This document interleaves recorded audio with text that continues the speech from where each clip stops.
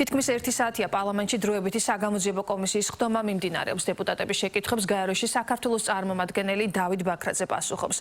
დღესვე ხდომაზე დაბარებულია გიორგი გახარია, თუმცა ის საქართველოში არ იმყოფება და დისტანციურად ჩართვას ითხოვს. მანანა დევაძე გვეტყვის, რას აპირებს კომისია გიორგი გახარიასთან დაკავშირებით და რა კითხვები დაისვა უკვე ხდომის მიმდინარეობისას. მანანა გისმენთ. ამ წუთებში დროებითი საგამოძიებო კომისია დავით ბაქრაძეს უსმენს. დავით ბაქრაძემ საქართველოსთვის ვიზა ლიბერალიზაციის მინიჭების პროცესში ოპოზიციის, კონკრეტულად ნაციონალური მოძრაობის ნეგატიურ როლზე ისაუბრა. მისი განცხადებით 2016 წელს ასოცირების კომიტეტის საპარლამენტო სხდომაზე ნაციონალური მოძრაობის წარმომადგენლებმა, კონკრეტულად გიორგი კანდელაკმა და ტარიელ ლონდარიძემ საქართველოსთვის უვიზო მიმოსვლის უპირობოდ მიცემას მხარი არ დაუჭირეს, პროცესის გადადება მოითხოვეს და წინაპირობები დააყენეს, როგორც დავით ბაქრაძე იხსენებს 2014 წელს ევროკავშირთან ასოცირების შეთანხმების გაფორმების შემდეგ ქართული ოცნების ხელისუფლების მიზანი ვიზა ლიბერალიზაციის მიღება იყო, თუმცა მისი თქმით ნაციონალური მოძრაობა ვიწრო პოლიტიკური მიზნებიდან გამომდინარე უვიზო მიმოსვლის წინააღმდეგ კამპანია და ლობირება ჯერ კიდევ ამ დროიდან დაიწყო და მისი თქმით ამ პროცესში ნაციონალურ მოძრაობას მისი პარტნიორი ევროპის სახალხო პარტია ეხმარებოდა, რომლის ხელმძღვანელიც 2015 წლის მარტში საქართველოში ჩამოვიდა, რა დროსაც ვანო მერაბიშვილს, გიგი უგულავას და ახალაია შეხვდა და განაცხადა, რომ ვიზა ლიბერალიზაციის მინიჭების პროცესი საქართველოსთვის უნდა გადადებულიყო და ქვეყანას უვიზო მიმოსვლა ევროკავშირთან 1 წლის შემდეგ არჩევნების შემდეგ უნდა მიეღო. 2015 წლის ასოცირების საბჭოსთვის მზადების დროს ძალიან მკაფიოდ გამოიკვეთა ჩვენი მთავარი პრიორიტეტი. ანუ ამ პერიოდში საქართველოს უკვე ყველა რეფორმა განხორციელებული ჰქონდა და ჩვენი მთავარი მიზანი უკვე იყო ვიზა ლიბერალიზაცია.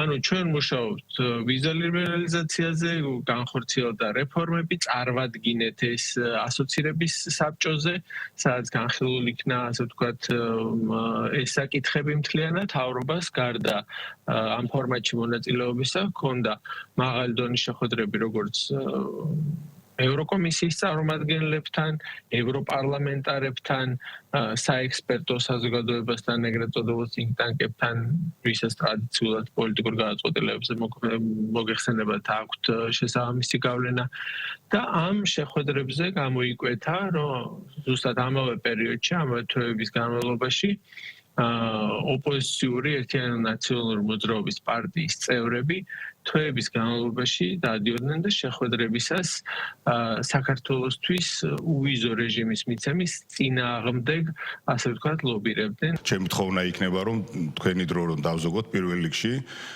კონკრეტული გვარები მივაყოლოთ, ეს არის ძალიან მნიშვნელოვანი. კონკრეტული ქმედების უკან კონკრეტული გვარები და სახელები. ნაციონალური მოძრაობის პარტნიორი პარტიის, ევროპის სახალხო პარტიის ხელმძღვანელი ჯოზეფ დაული, ეს ხდება უკვე 2016 წლის მარტის თვეში, აცხადებს, რომ მიუხედავად იმისა, რომ ეს პარტია მხარს უჭერს საქართველოსთან ასე ვთქვათ, ვიზა ლიბერალიზაციას, საქართველოს მოსახლეობისთვის უვიზო მიმოსვლას, ეს პროცესი უნდა გადაიდოს.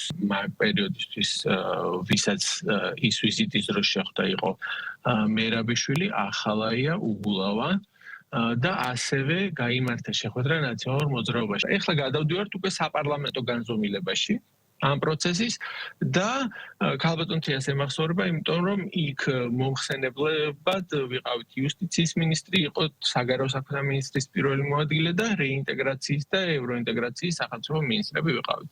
სადაც ეს პროგრესი გავაცანეთ, განიხილეს ევროკომისიის ეს გადაწყვეტილება და ამის შემდგომ გაიმართა დისკუსია, დებატები და მიიღება გადაწყვეტილება, რეკომენდაცია, რომ საქართველოს მიიღოს უვიზო მიმოსვლა ევროპასთან და ამ რეკომენდაციას, ამ დებატების დროს კენჭისყრისას მხარი არ დაუჭირა ერთიანი ნაციონალური მოძრაობის წევრებმა.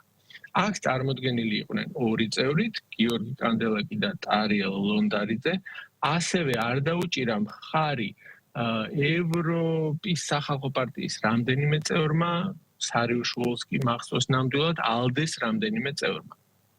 ანუ ის რაც 2015 წლის ნოემბერში პირად შეხვედრებში დააფიქსირეს ევროკომისიის თუ ევროპარლამენტის წარმომადგენლებმა, რომ ნაციონალური მოძრაობის წევრები სხვადასხვა ასე ვთქვათ შეხვედრების დროს ამას ლობირებდნენ, ეს უკვე საჯაროდ გადაწყვეტილების დონეზე არ დაუჭირა მხარი ამას ერთიანულ ნაციონალურ მოძრაობას.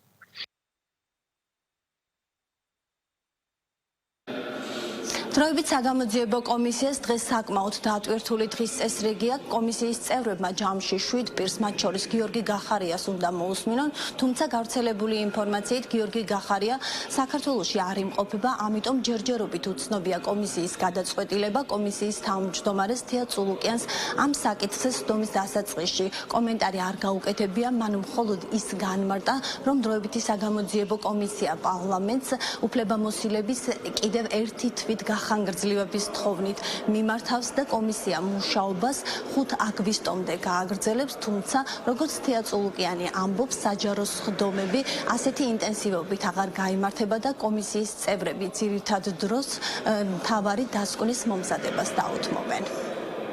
მადლობა, პირდაპირ ეთერში პარლამენტიდან ეს იყო მანანა დევაძე.